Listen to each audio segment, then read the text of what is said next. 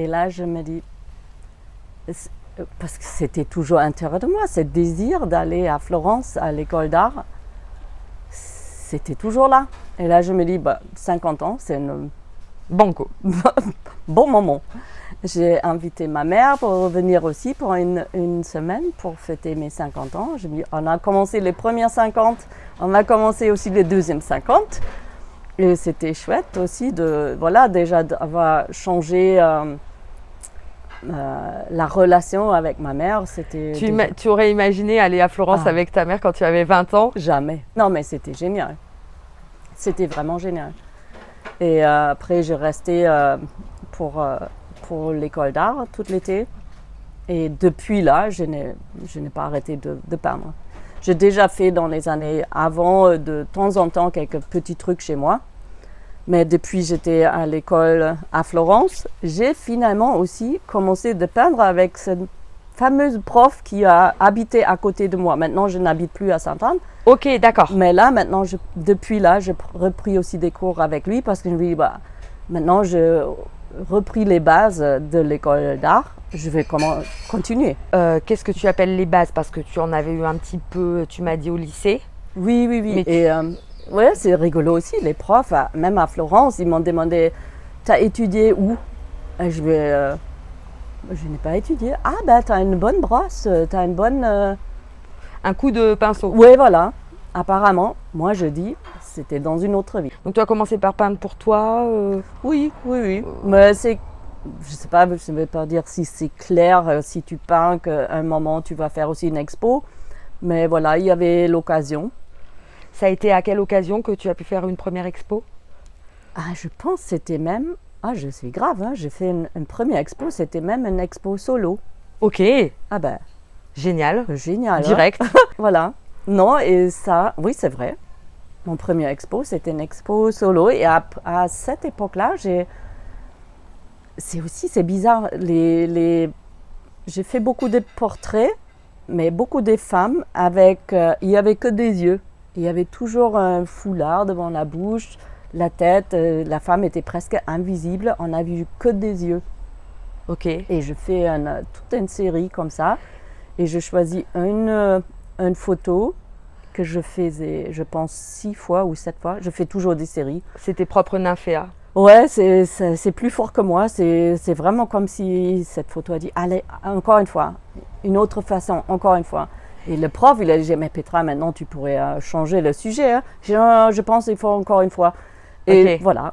Aller chercher une vérité qui était cachée dedans et que toi tu voulais exprimer et tu refais jusqu'à... Est-ce que tu es arrivé à un résultat satisfaisant ou est-ce que tu as fait pour la 231e fois ce matin la photo?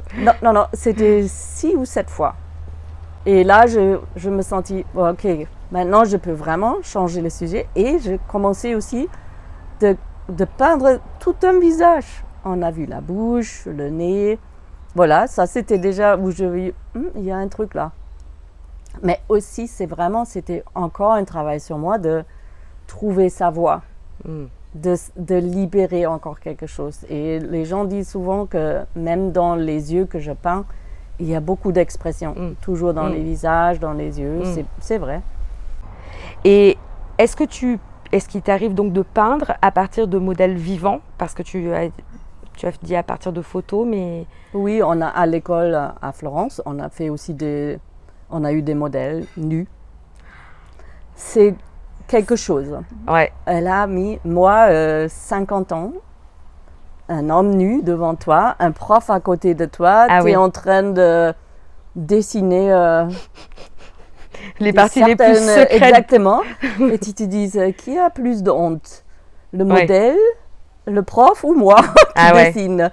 Et tu entraînes et le prof dit, là, ça doit être un peu plus large. Ok, tu peux aller. Force le trait. Le modèle sera flatté. Là, c'est quand même bizarre de faire ça. Ouais. Après, tu prends l'habitude aussi, tu t'en fous. C'est très florentin pour le coup. Oui, voilà, c'était une statue à Florence. D'ailleurs, tu as tenté la sculpture? Tu as essayé la sculpture déjà? Non. Le plus grand, j'ai fait le David de Michelangelo, qui a 5,16 m à Florence, la vraie statue de Michelangelo. Je fais un dessin sur 2 mètres par 1 mètre. C'est pour ça que j'ai dit que j'ai ramené un petit. D'accord. Parce qu'il est grand. Ça veut dire quoi, Petra, comme prénom? Petra, le prénom Petra. Roche, un rocher. Merci. Fort comme une roche. Ouais. Tu vois, Petra, pétrir, j'y ai pensé tout de suite. Oui, c'est ça, ça vient des Grecs. Et quand j'étais jeune, j'ai détesté mon nom. Ah, j'ai visité la ville de Petra, je crois. Ah ben moi, je n'ai pas allé. Ouais. Pas encore. J'aimerais bien. Mais aussi, c'est juste depuis que je suis en Guadeloupe, je m'adapte à mon nom. Maintenant, je suis OK avec. Et alors, est-ce que ça a été un déclic d'avoir cette première expo? Ça t'a donné envie d'en faire d'autres? Est-ce que c'était intimidant? Ah oui, c'était vraiment, c'était une étape. Hein. Ça, c'était vraiment d'avoir... oui. Finalement, j'étais contente. Et en plus de montrer ce que tu as fait, en plus de mettre aussi une valeur à côté, ça, c'était encore une étape de valoriser. Ça, c'était vraiment quelque chose... Comment tu as fixé les prix au début? On regarde un peu les autres prix. Je demandais un peu la galeriste aussi d'aider, qu'est-ce qu'elle pense. Et voilà, ça dépend. Mais tu es plus à l'aise maintenant avec le fait de vendre? Oui, voilà. Maintenant, je m'en fous ce que les autres pensent. Je me dis, ça, c'est la valeur pour moi, la valeur de ça. Et tu mets. Et même l'année dernière, c'était cette année à la Pôle Art Fair, j'ai exposé. Et il y avait des gens qui ont regardé des tableaux. Ah, ce n'est pas cher, hein? Pour eux, c'était... ils ont payé 3 fois plus. Tu le notes pour l'année suivante. Oui, exactement. Mais l'autre, ils disent, ah ben, c'est un peu cher, hein? Tu dis, ok. Ce n'est pas la peine de penser aux autres. Tu mets en valeur et la personne qui voit la valeur dedans, il va payer. Et sinon... Alors, cette année, donc, tu as fait la Pôle Art Fair. Est-ce que tu peux nous expliquer ce dont il s'agit? Ça, c'est, je veux dire, la plus grande expo en Guadeloupe, on dirait. C'est chaque année en juin, au terminal de croisière. Ça dure 4 jours. 4 jours, ok. Jeudi à dimanche.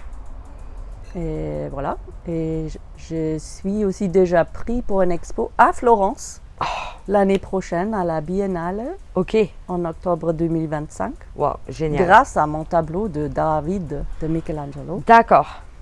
Là maintenant, je suis en train de programmer, organiser, de peut-être trouver un sponsor pour ce budget. Ouais. Et tu vas, alors par exemple pour la Pôle Art Fair ou pour ce projet-là, est-ce que tu crées des œuvres pour l'expo à proprement parler? Ça dépend souvent, ça dépend. Est-ce qu'il y a un thème de l'expo? Est-ce que j'ai plusieurs tableaux qui rentrent dans ce thème ou qui rentrent ensemble pour les montrer? Et maintenant, j'ai vraiment beaucoup de tableaux à la maison. En ce moment, je produis beaucoup. Et il faut prendre un choix. Qu'est-ce que tu veux exposer? Tu dirais à la louche que depuis que tu as repris, tu en as peint combien? Je ne peux pas dire. Déjà, dans la semaine prochaine, la semaine dernière, je fais 4. Ok. 4 tableaux. En ce moment, je peins vite aussi, parce que ça sort toute seule. Et maintenant, je suis sur un projet ou sur une façon de peindre.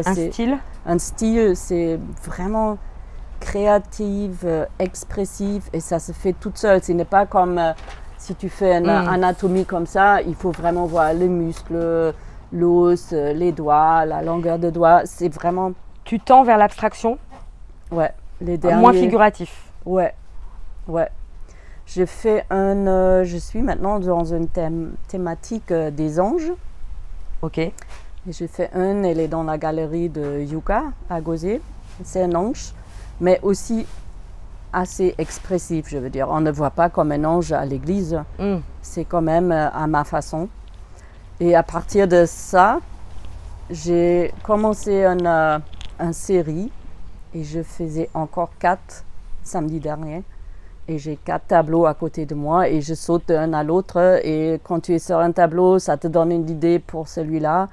Tu fais un cercle là, tu dis « Ah, ce cercle peut être bien là aussi ». Et comme ça se fait rapidement. Et est-ce que tu aimes échanger avec d'autres peintres ou d'autres artistes en général? Échanger, discuter, dialoguer. Oui. Oui, et là aussi pour ça que je peins avec ce prof, parce qu'on est plusieurs dans l'atelier. Et comme ça, tu peux parler avec les autres, qu'est-ce qu'ils voient dans le tableau, leurs conseils.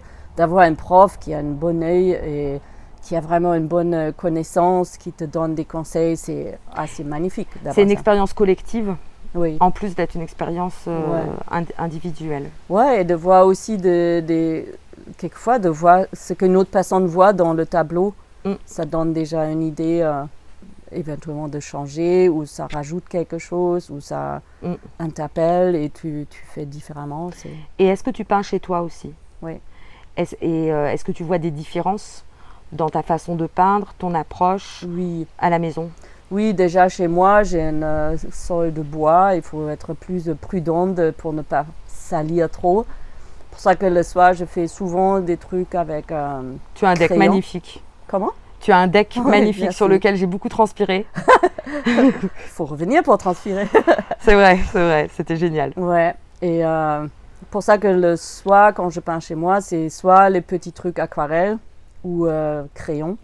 Ok. Et chez les profs, je fais vraiment des gros trucs acryliques.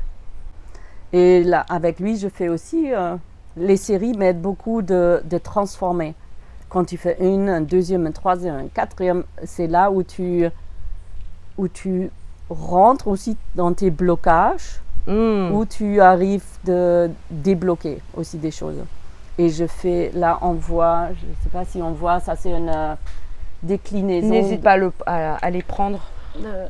On a l'autre aussi. Une déclinaison de Lenny Kravitz. Ah. Oups. Ok. Et je fais un Lenny Kravitz en grand, 80 par 80. Et après je fais, je pense 16. Et ça va dans tous les sens. Hein. Ça c'est vraiment.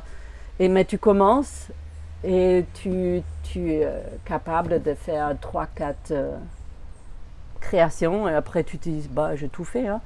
Et là tu dis non, mais il y a encore plus de couleurs, il y a plus de formes, on peut vraiment aller dans un délire. Mais de comprendre aussi où tu es encore bloqué, c'est chouette de voir. Et je fais une autre photo d'une femme, j'ai juste choisi une photo et je l'ai fait 49 fois.